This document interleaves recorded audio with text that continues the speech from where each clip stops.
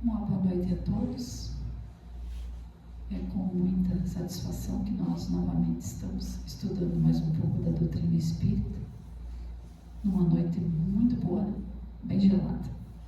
Então, eu vou ler uma mensagem para a nossa harmonização. Não fuja da realidade. A realidade é um lugar do progresso, das realizações. Enquanto as ideias são apenas sonhos, aspirações, elas não geram a felicidade, porque ainda não podem mostrar suas forças.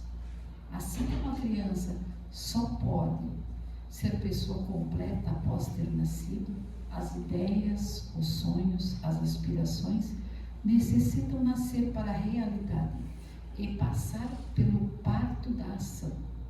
Mostre na realidade do que você é capaz. A felicidade é um sonho positivo que se faz real. Então, após essa mensagem, eu convido a todos para que levemos o nosso pensamento ao Pai, rogando a Ele o amparo e a proteção. Pedimos também pelo nosso palestrante da noite, que a Tua luz, Senhor, o envolva e que possamos sair daqui mais fortalecidos. Que assim seja. Então é com muita alegria que nós estamos recebendo hoje o Senhor Genir Tassi, que é da Casa Espírita Irmãos Unidas, lá de Cruz Alta. E ele vai nos falar hoje sobre a abençoada tarefa espírita. Seja bem-vindo e fique à vontade.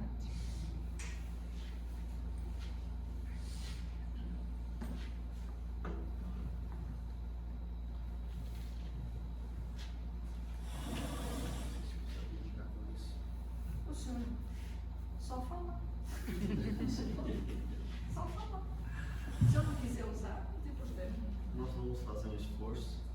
Não somos muito acostumados com o microfone. Vamos tentar. É que eu uso bastante as mãos. É de origem italiana. Vocês imaginem o quanto eu uso as mãos para fazer gesticulações enquanto falo. E agora vou ter que segurar uma das mãos. Então, como é que eu faço isso? Fala assim. Não vou deixar, estou brincando. Vamos fazer um esforço. Que a paz do nosso querido Mestre Jesus nos ilumine. Que as bênçãos que pedíamos em prece estejam conosco e nós possamos estar sob as bênçãos do Pai Maior. Uma noite um tanto quanto fria, em que temos que deslocar aproximadamente 60 quilômetros, somente a abençoada tarefa espírita consegue fazer isso com a gente. Não fosse essa abençoada tarefa, talvez nós estaríamos agora debaixo das cobertas. Que triste, né? Claro que numa noite como essa seria bem bom, mas há uma diferença enorme em estar devidamente acomodado e estar em ação. As dificuldades não contam, não se pode contar. Talvez seja uma forma até de valorizar a ação, porque conforme a própria doutrina nos ensina, na parte terceira do Livro dos Espíritos, o trabalho é uma lei da natureza. E bendito o momento em que nos damos ao trabalho, que trabalhamos, que agimos, que estamos em ação. Porque isso é que faz enobrecer o Espírito. Então, a nossa mensagem nessa oportunidade é esta: a abençoada tarefa espírita. Primeiro, nós trazemos o abraço fraterno da União Municipal Espírita de Cruz Alta, que traz, através da nossa pessoa, o abraço fraterno a todos, a esta casa, a todos e a cada um e a esta casa. Não poderíamos também deixar de trazer o abraço fraterno da nossa amada Casa Espírita Mãos Unidas, da qual nós participamos, onde nós fazemos os nossos estudos, os nossos preparos, onde nós treinamos a nossa abençoada tarefa espírita. Uma casa muito simpática, diga-se de passagem. Quando estiverem em Cruz Alta, visitem-nos. Os nossos trabalhos são à noite, na terça, e no domingo às 20 horas. E temos um também no sábado, na sexta-feira à tarde, às 4 horas da tarde. É um convite. Quando estiverem em Cruz Alta, quiserem nos visitar, nós ficaremos muito contentes. E não poderíamos iniciar nenhuma tarefa nesse dia de hoje, já que vamos falar da abençoada tarefa espírita, sem fazer essa deferência. Prestar essa homenagem, talvez não a ele, a nós mesmos, a essa figura ímpar, esse espírito de escola, do qual nós tivemos a felicidade de viver no mesmo tempo. Não conviver porque não chegamos a ir até ele, onde ele estava encarnado desta vez. Mas a grandeza do seu espírito, nós não precisávamos ir até lá, que a alma dele vinha até cá. Então, estávamos sob as bênçãos dessa alma iluminada, que é nosso Francisco Cândido Xavier, que em 30 de julho de 2002, já vai 20 e poucos anos, aproximadamente, 23, né? 23 anos, parece que foi ontem. As criaturas que a gente ama demais, que a gente venera praticamente, a gente sente presente sempre. Por isso que nós nos admiramos de já ir 23 anos do seu desencarne. Que Deus abençoe essa alma e que Ele possa continuar favorecendo o movimento espírita. Eu ia dizer o movimento espírita brasileiro, mas não, o movimento espírita, de uma forma geral, e ampla. Neste livro, o Alessandro Vieira de Paula, lá no seu capítulo 5, a abençoada tarefa espírita. Acho que nós tínhamos que tirar um A daqui, não é? Abençoada, não está correto. Abençoada. Depois que a Elizabeth corrige, não fica erro, né, Elizabeth? Está correto. Eu achei que tinha um A a mais aqui, mas está certo. Abençoada tarefa espírita. E dentro dessa nossa abençoada tarefa espírita, desde que nós fazíamos um jornal na nossa casa, lá nos idos dos anos 80, 90, nós tínhamos um jornal. E aí eu treinei a Elizabeth em corrigir o texto. Agora ela olha assim, está lá. Ela enxerga a falha do português com uma facilidade enorme. Então todos esses trabalhinhos passam pelos olhos dela antes de vir para cá. Desculpa nós fazer essa referência, mas é só para justificar por que eu fui procurar erro sabendo que não tinha, porque ela já tinha corrigido para mim. Lá no ano de 1858 foi fundada em Paris a Sociedade Parisiense de Estudos Espíritas. Nós podemos dizer que é a primeira sociedade espírita formal, devidamente formalizada dentro da ideia do movimento espírita oficial. É claro que, se nós observarmos, haviam milhares de pequenos núcleos espíritas ou mediúnicos ou de estudo da espiritualidade, como nós quisermos colocar. Mas com o lançamento do Livro dos Espíritos, que nasceu dentro do espiritismo, dentro do movimento espírita, portanto ele não é a nascente do espiritismo. Que detalhe interessante isso, que o Livro dos Espíritos, ou o lançamento do Livro dos Espíritos, não é o nascimento do espiritismo. O nascimento do espiritismo fez surgir o Livro dos Espíritos. Mas oficialmente, e conforme nós fomos levando a história fora, surgiu o espiritismo no dia 17 de abril, 17 ou 18, agora me fugiu, 18 de abril de 1857, e o 7 fica aqui no 57, surgiu o Livro dos Espíritos. Então nós espíritas adotamos esse 18 de abril como a data de nascimento do espiritismo. Um ano depois, aproximadamente um ano depois, em 1858, a Sociedade Parisiense de Estudos Espíritas faz nascer o movimento espírita oficializado. Já existiam sociedades outras, mas esta faz representar a forma oficial do movimento espírita, que surgiu porque a sala de estar de Allan Kardec, da sua residência, do professor Hipólite Leon Denis Arzuai, já não comportava mais o tipo de trabalho e a quantidade de pessoas que se faziam presente, que vinham visitá-lo. que vinham tomar passe, quem sabe, mas já não suportava mais. Então ele, sentindo essa necessidade, propôs aos seus que se formalizasse uma sociedade, que se procurasse um ambiente propício, amplo o suficiente e externo a um lar, que pudesse fazer um trabalho mais oficializado, mais independente, sem a intercorrência de um ambiente doméstico. Assim surgiu, em 1857, o primeiro centro espírita. Nós podemos colocar assim, porque haviam antes núcleos espíritas, com estatutos registrados, porque assim exigia a lei francesa. No caso, estamos citando o caso da França, portanto, sim, existiam núcleos oficializados. Mas o espiritismo surgiu ali, em Paris, com a Sociedade Parisiense de Estudos Espíritas, em 1858. Portanto, embalados nessa proposta de Allan Kardec, da Sociedade Parisiense, é oportuno avaliar as bênçãos que representam as tarefas do centro espírita. Essa é a nossa proposta.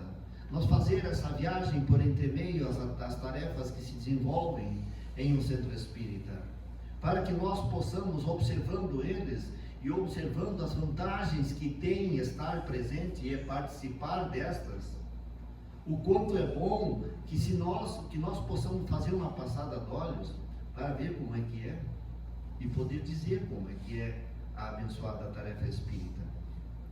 Então, mais do que oportuno fazer essa passagem, fazer essa avaliação, fazer esse olhar pelas tarefas que perpassam as tarefas de um centro espírita. É oportuno também importante também para os indivíduos, que os indivíduos estejam de alguma forma integrados em um movimento religioso. E aqui eu vou fazer um pequeno entre parênteses, só para contar um pequeno fato. Nós estamos lendo agora, estamos na metade, não concluímos o livro ainda, do Clube do Livro, do mês de julho. A gente se antecipa para chegar lá e poder colocar o livro comentando como é que ele é. E ali tem uma família espírita, que tem um filho tanto quanto rebelde. Não se discute a questão, está lá a história do livro. Um filho tanto quanto rebelde e uma outra filha que, mãe, ativista espírita, profidente, envolvida e muito cheia de fé. Uma filha resolveu ser da igreja evangélica. Olha só, a filha em um outro movimento religioso, não acompanhando, portanto, a mãe. Mas ela está dentro de um movimento religioso e é isso que conta. Que bom que todos nós pudéssemos absorver o conhecimento espírita, porque segundo o nosso julgamento ele nos dá uma luz mais ampla, mais completa sobre a vida, sobre a realidade espiritual. Mas é importante que esteja engajado em um movimento que lhe encaminhe para o bem. No caso, dentro da igreja evangélica, que aí está iluminando.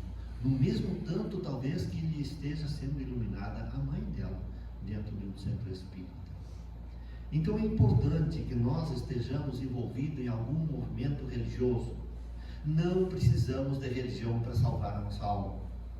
Não dependemos de centro espírita, não dependemos de igreja. Nós podemos fazer isso por nós mesmos. Porque esse contato é direto com o Pai, não há necessidade de intermediadores. Não há necessidade. Poderíamos ir direto ao Pai. Como é que diz aquele ditado? Para que ir ao santo se eu posso ir direto ao Pai? Não é assim? Mas, dada a nossa falibilidade que somos, nós dependemos uns dos outros e precisamos nos apoiar uns nos outros. E aí que entra a função das religiões, ou, por assim dizer, da religião. Porque as nomenclaturas, os formatos, isso são coisas nossas, que nós precisamos nos organizar porque nós somos diferentes e nós preservamos as nossas diferenças. Mas o importante é que a gente esteja caminhando na direção do Pai, aqui ou acolá. Esse é que é o importante. É mais feliz, é mais completo, é mais correto o ateu ou o espírita? Depende. Depende do ateu e depende do espírita.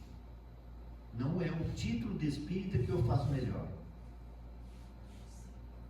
É o que ele faz dessa fé, desse ateu ou desse espírita ou desse católico ou evangélico, não interessa. O importante é o que ele produz como ser individual, como espírito em evolução. Então é importante que esteja frequentando uma sequência religiosa que o encaminhe para o bem, porque afinal no final das contas o que importa é o que nós somos e não o título que nós carregamos no peito. O Centro Espírita proporciona várias áreas de trabalho, de tarefas, de abençoadas tarefas, como por exemplo o estudo, a educação mediúnica, os serviços do passe, o atendimento fraterno, as tarefas de organização e manutenção, as tarefas de tecnologia, tudo são tarefas que se propõem dentro do Centro Espírita, que estão ao nosso alcance e à nossa disposição. O voluntariado e tantas outras tarefas que podem ser desenvolvidas. Vamos passar uma por uma para nós trocar ideias. Se precisar alguém em algum momento fazer alguma pergunta, alguma interferência, não tem problema, fique à vontade, é só levantar a mão que a gente cede o espaço. Quanto aprendizados em um grupo de estudos. Quanto aprendizados em um grupo de estudos. O aprendizado intelectual no grupo, no estudo de livros, os mais variados. É claro que nós vamos começar necessariamente pelo Livro dos Espíritos e possamos, quem sabe, passar por toda a sequência dos livros de Allan Kardec. Mas ainda existem os outros, como é que se diz? Módulos das outras várias formas de estudo, mas que se tenha uma proposta e que se reúna a trocar ideias. Como esse mesmo texto diz um pouco mais adiante, mostrando o exemplo de alguém que havia se afastado do grupo de estudo e estava lendo, justificava-se dizendo, lendo em casa. Estou lendo bastante em casa. É perfeito, temos que ler bastante em casa, mas a reunião do grupo, as pessoas trocando ideias, as pessoas dando a sua conceituação, porque nós temos a nossa forma de pensar. Mas ali naquele momento você troca ideia, abre horizontes com outras pessoas que também pensam, que às vezes são mais inteligentes mesmo do que nós. Então a importância do aprendizado de abrir um livro para estudos, porque o estudo é trocar ideias, é elevar as ideias a níveis superiores, porque quando tu lê, tu tem as suas conclusões, mas tu vai conversar contigo mesmo, é uma inteligência que está te emprestando conhecimento. Claro, tem os nossos obsessores, que também nos ajudam um pouco nesse momento em que estamos sós, porque sós nós nunca estamos. Os nossos anjos, nossos obsessores, vamos colocar os anjos também, porque nós não temos só obsessores, não. Nós temos muitos anjos que nos ajudam nesses momentos em que nos damos a leitura, por exemplo. Mas num grupo de estudo você está trocando ideia com outras inteligências e que pensam sobre outros aspectos, sobre outros argumentos. É isso que é importante no grupo de estudo. O desafio das relações, porque ali você vai ter que sentar próximo uns aos outros, você vai dar a oportunidade do outro de falar, você vai ter que silenciar para que o outro também se expresse, e às vezes uma ideia um pouco deslocada, um pouco fora de foco, mas quem diz que esse momento daquele outro foco não é uma inspiração que o grupo precisa ouvir? Então tem que dar espaço para que todo mundo se expresse, e aí é o desafio das relações, do acomodar-se para que o outro fale, para que o outro tenha espaço, se expanda, e às vezes nos seus afroubos nos enriquecem tanto com ideias boas. A importância do grupo de estudo passa por esse detalhe tão importante, que é prestar atenção no que o outro também está dizendo, e nós aprendemos tanto com eles. Fomentar o exercício das virtudes, como dizia, da paciência, por exemplo. A paciência de deixar o outro falar, mesmo que aquele momento não era para ser aquilo a estar sendo comentado. Claro, tem alguns assuntos que precisam ser diminuídos, de preferência abafados, mas quanto assunto bom que surge num grupo de estudo e que eu não tinha nem pensado nesse assunto ainda. Tá? Então nós temos a oportunidade de fomentar, de exercitar as nossas virtudes, que afinal de contas nós estamos aqui exatamente para quebrar arestas, e uma delas é o orgulho do saber. Infelizmente, no movimento espírita se denota às vezes uma soberba. Eu falo disso muito mais de mim do que de qualquer outro, de achar que o espiritismo está acima de todos os outros conhecimentos. Pode até ser que esteja, mas jamais assumir essa postura. Isso é um exercício de virtude, saber colocar-se no seu devido degrau. Fortalecimento dos laços de amizade. Quando eu fiz essa fala lá na Casa Espírita Mãos Unidas, eu olhava assim e via vários companheiros de grupo de estudo. E diz, olha só, se eu for fazer a lista agora dos meus melhores amigos, com certeza terá 2, 3 ou 4, quantos amigos pertencentes ao grupo de estudo do qual eu participo. Porque a gente tem que sentar bastante próximo, nós temos que trocar ideias, e isso é muito bom para os laços de amizade e de carinho com essas pessoas. Então é um fortalecimento enorme dos laços de amizade, de amigos que a gente lembra para o resto da vida. Amigos que já desencarnaram, já estão na espiritualidade e que volta e meia eu cito nas minhas falas algum momento, alguma vivência com aquelas criaturas que participaram de grupos de estudo conosco.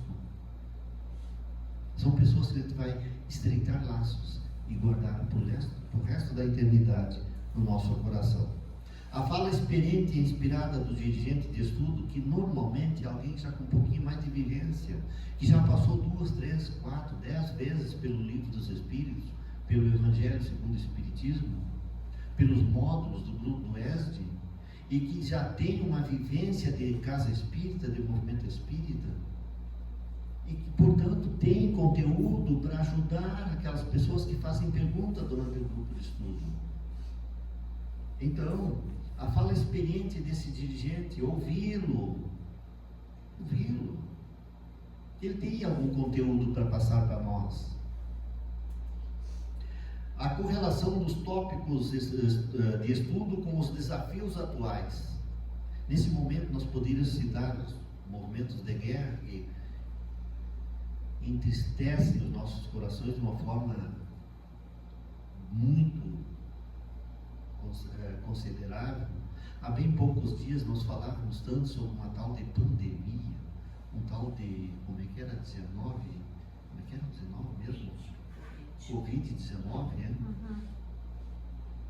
É um assunto que a doutrina espírita com os seus pensadores trouxe muita luz, sim senhor, porque muita gente questionava como é que Deus permite isso, uma doença que vai matar metade da humanidade. Pelo menos se pensava no início da pandemia que ia matar metade da humanidade, e era assim que nós pensávamos. Meu Deus, e agora o que será de nós? Como é que Deus permite isso? Só uma doutrina racional, inteligente e inspirada, como é a doutrina espírita, para nos trazer luz nesses momentos tão chocantes, de tamanhas dúvidas e medos. Então, no grupo de estudo nós podemos aprofundar esses assuntos delicados, assuntos que a gente conversa só de pé de ouvido com as pessoas. No grupo de estudo nós podemos aprofundar um pouco esses conhecimentos, através dos livros, através de textos, através de assuntos que surgiram no momento. Olhem só a importância de um grupo de estudo. Quantas lições extraordinárias nas tarefas mediúnicas. As tarefas mediúnicas. As tarefas mediúnicas não é sentar lá e ouvir os espíritos ou falar com eles. Quem pensa assim está extremamente enganado. Acontece, porque quando nós estamos numa mesa mediúnica, normalmente acontece assim, um se deixa envolver por uma entidade e o outro conversa com esse espírito. Então há conversa com os espíritos, sim. Mas isso é uma das facetas do exercício da mediunidade. É uma delas. Grupos com equilíbrio e harmonia. Mas como que nós vamos ter equilíbrio e harmonia para poder formar um grupo? Olhem só como começa a entrar em mim o efeito do exercício da mediunidade. Porque a partir do momento que eu me inscrevi no grupo de estudo de exercício da mediunidade, eu preciso começar a pensar com mais responsabilidade e seriedade o meu equilíbrio pessoal, a harmonia com o grupo. Porque um grupo, para fazer um trabalho correto, bem feito, precisa de harmonia, precisa de equilíbrio, de pessoas equilibradas, que se harmonizam entre si. Médiuns preparados quer dizer evangelizados, que se revistam no seu comportamento, na sua característica, na sua filosofia de vida, do pensamento evangélico, do Evangelho de Jesus. Tem que entrar no Evangelho para que o Evangelho entre na sua alma, porque não será um bom médium se não for assim. É o que nos ensina, não é o que nos ensina simplesmente. A doutrina espírita, o movimento espírita nos mostra essa necessidade de nós estarmos perfeitamente preparados para um bom exercício da mediunidade. Caso contrário, dele obsessão, dele problema. Então o médium tem que estar preparado. Não se faz médium, se prepara ele para que ele possa ser um bom médium. Consciência de responsabilidade. O bom médium tem ciência da sua responsabilidade, da responsabilidade dele com a casa espírita, com o grupo espírita, com os irmãos que compõem o grupo de mediúnica, com a visão externa do que faz uma casa espírita, porque onde ele for, ele vai ser observado. Aquele ali é trabalhador lá daquela casa espírita, e olha só ele, não é? É assim que acontece. Ou as pessoas vão olhar e dizer, não, mas bom, isso aqui é um tema que nós vamos colocar um pouco mais adiante. Ele é espírita. Ah, eu logo vi pelo semblante, pelo jeito de ser, pela harmonia, pela paz, pelo amor que tem nos seus olhos, dá para ver que é uma pessoa espírita. Mas está um pouco mais adiante. Aprendizado moral das comunicações que se recebe naquele momento, que os espíritos nos trazem. Esse conteúdo que eles nos mostram, mostrando-nos as consequências do que ele fazia na vida, como é que ele está na espiritualidade. Eles nos mostram então uma consequência na vida lá para a espiritualidade, mas nós podemos começar a pensar nisso aqui ainda, já durante a nossa própria vida. Não precisamos esperar chegar na espiritualidade para pensar nisso, porque eles já chegaram e estão nos contando como é que é. E é aqui que está o aprendizado moral, as consequências das coisas que nós fazemos durante a vida. Porque nós não podemos pensar numa boa morte, nós temos que pensar numa boa vida, para que a morte não seja um problema, a morte do corpo físico. Intercâmbio com a espiritualidade. Como estamos falando de mediunidade, é o intercâmbio com o mundo espiritual, com os espíritos. E isso é uma coisa que traz uma noção de vida completamente diferente para nós. Porque uma coisa é você ter ideia de espírito, de espiritualidade. Outra coisa é você conviver com os espíritos. É notar a presença dos espíritos. É sentir a espiritualidade junto a gente. Porque aqui, nesse momento, você já está num passo bastante adiantado da construção da própria espiritualidade. Naquele outro sentido da expressão espiritualidade, de sentimento, de alma. E então você está convivendo com os espíritos. Então a espiritualidade já não é mais novidade para você, e a vida muda de configuração a partir do momento que a gente tem consciência da espiritualidade, do mundo espiritual. Allan Kardec deixou escrito para nós lá nas suas obras que a vida muda 180 graus nos valores das coisas a partir do momento que nós tomamos consciência da espiritualidade. 180 graus é uma mudança completa dos nossos valores de vida. Não é a mesma coisa aquele que não tem noção nenhuma da espiritualidade, embora tenha algumas notícias, para aquele outro que sabe, que vê, que convive com a espiritualidade. Quanto é gratificante servir nas tarefas do passe. servir, não é receber passe, é servir na tarefa do passe. O passista doa de suas próprias energias. Nós que recebemos passe deveríamos pensar nisso. Nós recebemos das energias vitais do próprio. Mas aí é que está a diferença. Porque para nós sermos cristãos, uma das primeiras leis é o doar-se ao bem. É tirar de si em favor do outro. E aqui que está o grande ganho do passista. Porque ele está tirando a sua própria energia em favor do outro. E quer coisa que dá mais vida para a gente do que doar vida. A grande vantagem é do passista, com certeza. Porque ele está fazendo duas coisas que ele também está recebendo. E doando-se. Que é a melhor, a mais linda característica do bom cristão é essa, do dar de si. Energias vitais, psíquicas e espirituais. Ele entrega nesse momento do passe tudo isso. Da sua própria energia vital, da sua energia psíquica, e junto com isso que vem da espiritualidade, que vem dos espíritos, que é bem da verdade, a parte principal para quem recebe, é essa energia que vem da espiritualidade. Então ele tem esse tríplice aspecto, o passe, de nos servir energias vitais, para que nós nos fortaleçamos, energias psíquicas, para que a gente se equilibre, ache o padrão de harmonia, e energias espirituais, que vão facilitar as nossas forças espirituais, que nós precisamos evoluir em nós.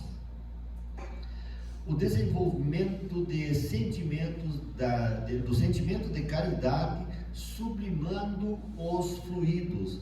Nós desenvolvemos, com o serviço do passe, esse sentimento de caridade tão necessário para nós que nos fazemos cristãos. E sublimamos os nossos fluidos.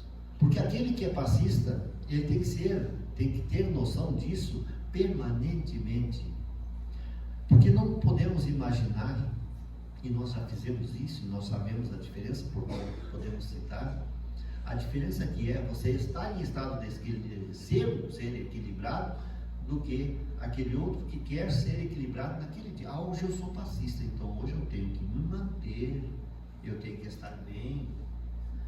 Mas e nos outros dias? E o que é que eu sou? Por acaso eu sou aquele que do dia de hoje?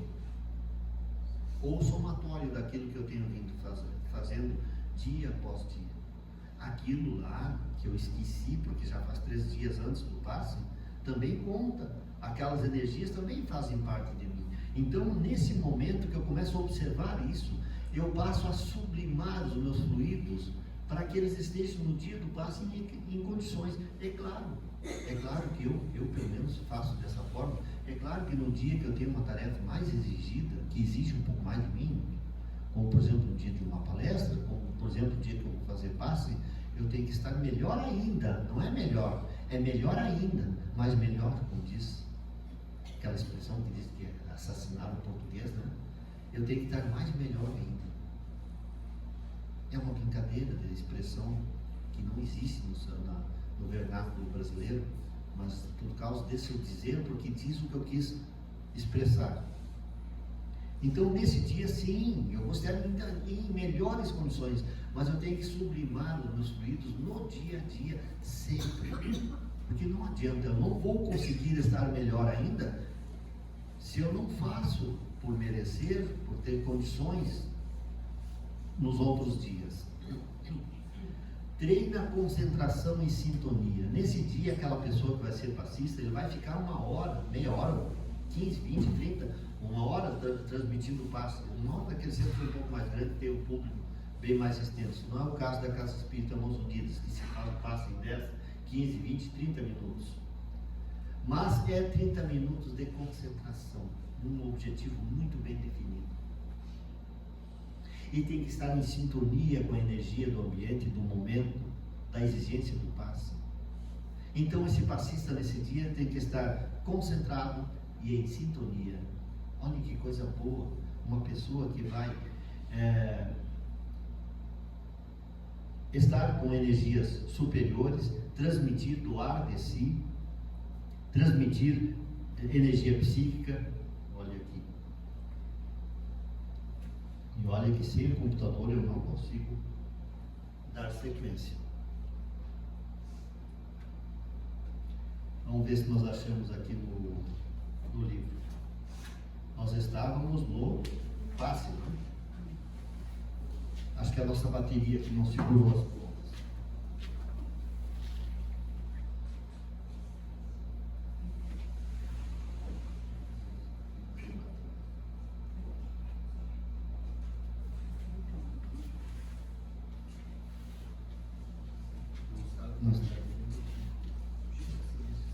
Vamos dar sequência aqui. Nós estamos lá no item sobre o passe na casa, o passista, né? Quais são as grandes vantagens de se ser passista? Tecnologia é aquilo que nós inventamos para resolver problemas que nós não tínhamos. Quantas bênçãos e consolo no labor do atendimento fraterno. Atendimento fraterno, aquela oportunidade de sentar para ver, para ouvir. Porque o atendente fraterno, ele é muito mais louco do que fala. Nós temos a ideia de que, a princípio, que no momento que nós vamos fazer o atendimento fraterno, nós vamos dizer para as pessoas o que elas precisam fazer para estar bem. Não é. O atendente fraterno, vocês haverão de confirmar, ela muito mais ouve do que fala. Ela muito mais ouve do que fala. Onde é que nós estávamos aqui? Olhem só. Quantas bênçãos no consolo do atendimento fraterno. A caridade de ouvir. A pessoa que faz atendimento fraterno, ela muito mais ouve do que fala. Porque ela tem olha essa dica de Jesus, que tem ouvidos de ouvir. Sentir a angústia do outro, chama-se empatia, é sentir o outro. O atendente fraterno tem que exercitar essa habilidade de estar em sintonia com o coração do outro. Saber ouvir, saber entender, saber o que dizer no momento certo e a expressão correta. Nós não vamos corrigir a outra pessoa, nós vamos vender a ela um pouco de, vender uma forma de expressão apenas, um pouco de esperança, de confiança. Essa é a tarefa do atendimento fraterno. Vai dizer para a pessoa, você precisa observar mais o que você está fazendo, começar a pensar nas consequências do que faz. Encaminhar o atendimento, encaminhar atendimentos e orientações. Dizer a ela, você precisa, como nós pegamos às vezes por hábito, esse é um hábito que se cristalizou praticamente no nosso comportamento, três passos especial, para ter a certeza de que pelo menos essas 3 vezes ela vai vir. Porque ela estando pelo menos essas 3 oportunidades, não é um número mágico que 3 passos espírita vai resolver o problema dela, 3 passos especiais. Não tem nada de especial, a bem da verdade. Nós que trabalhamos com energias, com passe, não existe nada de especial numa fluidoterapia, ou num passe especial, num passe simples. A energia é a mesma, o sistema de doação é o mesmo, o sistema de recepção é o mesmo. Mas você dá para a pessoa um gesto de carinho e de confiança, a ela uma oportunidade de confiar numa esperança, porque ela vai sentir o carinho de estar sendo atendida. Então vai dar a ela 3, para que pelo menos ela venha 3 vezes ao centro espírita e comece a gostar do que vai receber. Porque é tão bom o que é bom, faz tão bem o que é bom, que a gente se acostuma bem rápido. Eu não consigo nem me imaginar hoje fora do movimento espírita, porque eu sei o quanto faz bem estar no centro espírita e agindo pela tarefa espírita. É por isso, não é porque aqui tem uma coisa mágica, existe o bem, E é isso que a gente tem que vender para a pessoa, para que ela sinta isso e queira de novo. Então ela vem essas 3 vezes, ouve uma palestra e começa a adquirir ideias. São 3 palestras, então já são 3 ideias novas para ela pensar. E é aqui que começa a funcionar o atendimento fraterno, na oportunidade de passar essa orientação pelo atendimento fraterno, para ela vir fazer os passe especial, para fazer uma desobsessão, para fazer uma participação em alguma ação externa da casa espírita, um voluntariado, por exemplo.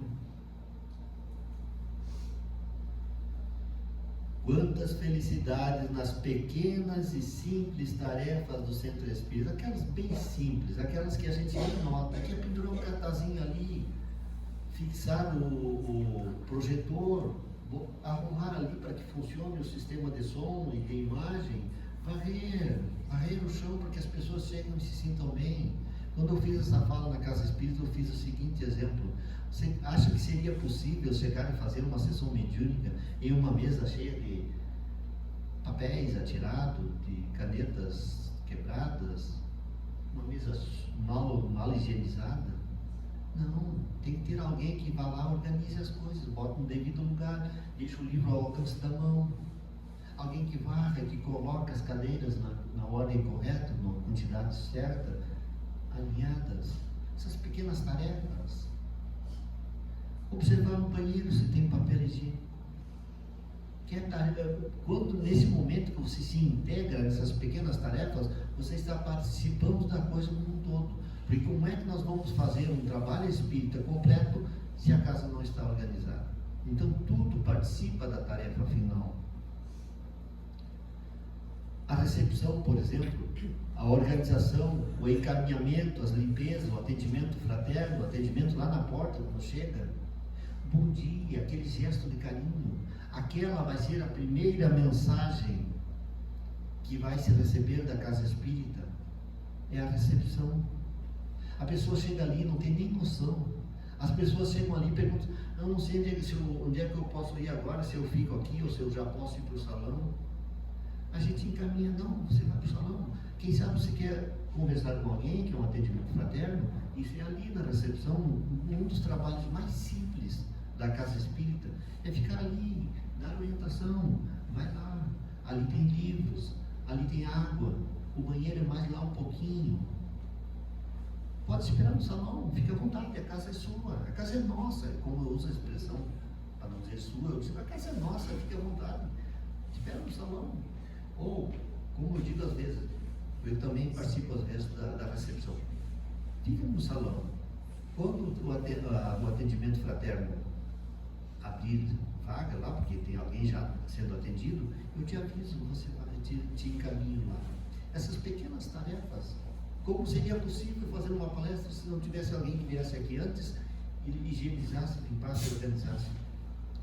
Essas pequenas tarefas são vitais e tão importante quanto todas as outras. A primeira mensagem do Centro Espírita é lá na recepção, portanto. Quanto aprendizado e paz nos labores da caridade. Nós nos listamos como cristãos. Quer imaginar um cristão que não faz, que não tem amor ao próximo, que não age com amor, que não considera as pessoas, que não entende o que a pessoa precisa? Há inúmeras tarefas no Centro Espíritas embasadas no princípio da caridade. O próprio atendimento na recepção, o passe, a mediúnica, tudo dentro do espírito da caridade e do amor ao próximo. Do amor ao próximo que inclui o próprio indivíduo, a mim mesmo. Trazer uma boa mensagem é um gesto de caridade. Sentar e ouvir pacientemente é um gesto de caridade. Às vezes, para consigo mesmo, a paciência, o exercício da paciência. Quando o palestrante não é simpático e a gente não está muito afinado com o que ele está dizendo, a gente tem aquele gesto de simpatia e fica mais um pouco. A assistência, as atividades de assistência social, o voluntariado, o esclarecimento, a escuta, o passe, tudo é tarefa embasada no princípio da caridade. O espírita passa a aderir, mas também a identificar-se. Passa a aderir o espírito de caridade, mas também se identificar com a caridade. De repente a sua alma, o seu coração está voltado para esse princípio, o princípio do amor ao próximo, do amor simplesmente, não o amor ao próximo parece estar direcionando, mas o amor como um todo. Então passa a aderir a esse princípio e identificar-se com ele.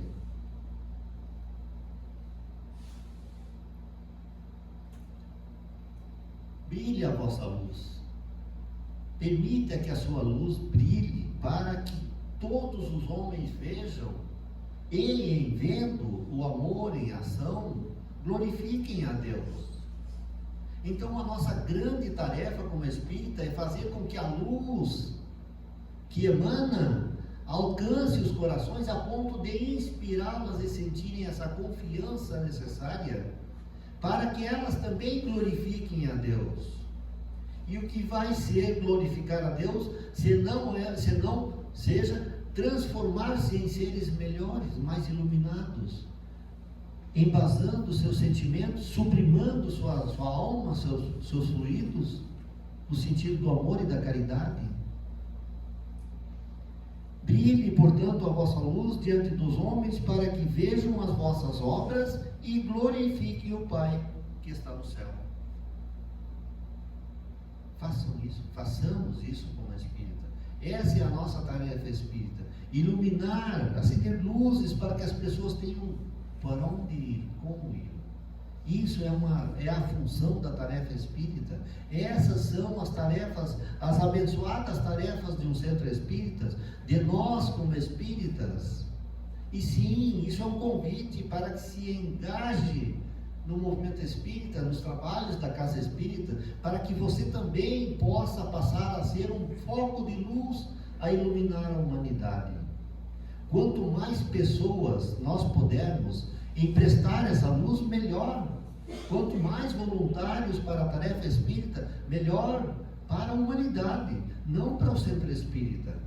Quanto mais centros espíritas ao alcance das pessoas, melhor, porque mais pessoas poderão ser alcançadas pela mensagem espírita, que é tão grandiosa, tão valiosa, tão importante para a nossa evolução espiritual. Nós só estamos no mundo terreno, vestindo a condição humana, porque nós precisamos evoluir. E qual é o caminho mais iluminado que o movimento espírita? Não há. Por isso a importância da gente ter essa determinação, essa iniciativa de se inscrever no movimento espírita, participar dele, para que ele possa ser o seu suporte para um estágio melhor de vida. Que Jesus nos encoraje, porque às vezes nós precisamos de coragem para transformar a nossa vida. Que Jesus nos encoraje e nós possamos fazer isso.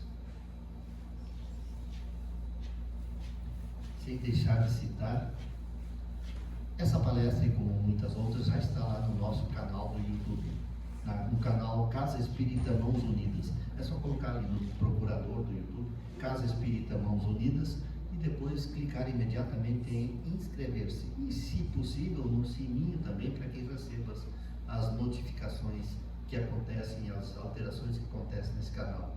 Canal YouTube, Casa Espírita Mãos Unidas. Obrigado.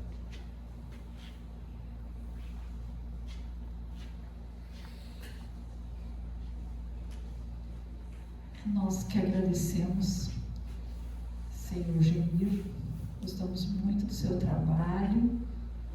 Isso é um caminho para nós, né?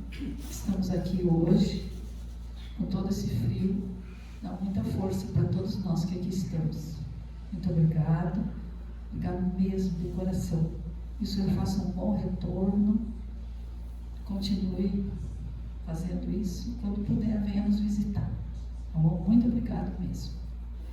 Então, feito isso, agradecemos a oportunidade na noite de hoje, agradecemos por poder estar aqui pela palestra que foi passada para nós hoje, por tudo.